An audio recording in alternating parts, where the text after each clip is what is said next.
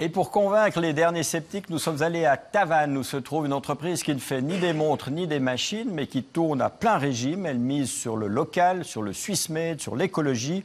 Elle fabrique du mobilier scolaire et ça cartonne. Reportage Nathalie Randin. Sur le marché du mobilier scolaire, il y a 3 fabricants suisses et un seul en Suisse romande, c'est l'entreprise César à Tavannes.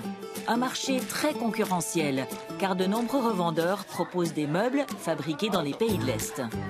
Ce matin, nous sommes à l'école de Münchenbursee, près de Berne, qui a passé commande chez César. 500 nouvelles chaises arrivent à 150 francs pièce, une commande à 75 000 francs. Dans l'excitation générale, on essaye le nouveau jouet, une chaise super résistante, garantie 30 ans. C'est une grosse commande pour l'entreprise du Jura bernois qui livre du mobilier scolaire dans toute la Suisse, de Genève à Zurich. 15 000 chaises produites par année, 5 000 pupitres, un chiffre d'affaires qui a doublé en 5 ans. Et c'est un jeune patron de 40 ans, Roland Zaug, qui est derrière ce succès. Tout est fait en interne. Si en horlogerie, on avait la discussion de 50 ou 60% de Swiss Made, chez nous, on est à passer 80% de Swiss Made. Et les 20% restants, c'est de l'acier provenant de Forêt-Noire, en Allemagne. Comble de l'ironie, Roland Zaug vend des chaises, mais il ne s'assoit jamais. Lui qui est arrivé à la tête de l'entreprise un peu par hasard. J'ai perdu ma place de travail et puis je me suis dit, plus jamais j'aurai un patron. Et par hasard, je suis tombé sur cette société, j'ai pu régler le financement et puis je l'ai acheté en 2009. La César n'est pas une jeune entreprise, mais une entreprise presque centenaire, fondée à Bienne en 1926. À l'époque, on y fabriquait des pièces pour vélo, c'était très à la mode. Un vélo coûtait l'équivalent d'un salaire mensuel, 270 francs. Nous avons retrouvé un ancien ouvrier de l'usine, Jean-Pierre Toriani, mécanicien pendant 37 ans, pratiquement toute sa carrière. Et on faisait les châssis métalliques avec des tubes ovales et puis les vélos avec des tubes ronds. Il fallait les couper, les débiter, les fraiser, les ajuster. Et puis c'était toujours du tube, quoi. C'était tout la ferraille. Aujourd'hui, c'est une entreprise ultra-moderne qui innove et développe des produits high-tech.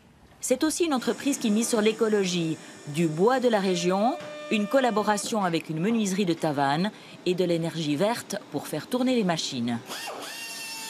On couvre 50% de notre propre utilisation d'énergie avec l'éco-courant.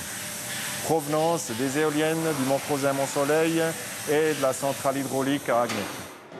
Sur les 30 collaborateurs, tous sont bilingues. C'est un immense avantage quand on travaille dans toute la Suisse. César intègre aussi quelques personnes souffrant de handicap, comme Emra, 21 ans. Durant 2 ans, j'ai fait mon apprentissage ici. Bon, ça a été dur parce que moi, il m'a fallu m'expliquer beaucoup de choses. Beaucoup de fois, bien sûr, aussi. On m'a aidé, il y a beaucoup de personnes qui m'ont aidé, donc voilà, je remercie.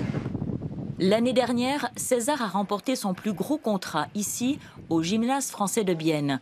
1600 tables et chaises pour un budget d'un demi-million. Sur une vingtaine d'offres, l'entreprise de Tavannes offrait le meilleur rapport qualité-prix, du mobilier dernier cri qui intègre tablettes et matériel informatique. On est loin des encriers et des pupitres en bois. À l'époque, au niveau de la classe, les élèves devaient rester assis, pas trop bouger. Et maintenant, on est totalement dans un autre système d'enseignement. Les élèves bougent, ils font des groupes, les pupitres doivent être adaptés, les chaises aussi. C'est totalement un autre mode d'enseignement. Un domaine où il faut être très créatif. Si on a une idée, si on développe une idée avec un client, nous, en 5 semaines, on peut réaliser un prototype. En 10 semaines, on est à la série. La carte de la proximité, c'est finalement ce qui permet de résister à la concurrence. Il y a des régions qui ont une forte croissance, donc il y a des nouvelles écoles.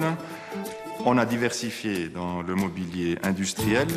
On est très, très concurrentiel. Donc moi, je n'ai pas l'impression qu'on est une région défavorisée.